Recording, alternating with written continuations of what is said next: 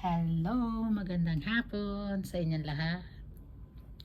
Ingat po tayo kasi po ngayong gabi ay may bagyong paparating. Pero medyo okay pa naman yung weather ngayon, hindi pa ganun kasama. Medyo mahangin na lang siya ngayon. Oh. Ayan. Tapos yung swimming pool wala na naglalangoy ngayon. Kansilado na po. Ayan. Andito, ito po yung view ng master bedroom, 'di ba? Oh, panalo, ang ganda. 'Di ba? Ang mga service ng pandagat nasa gilid na.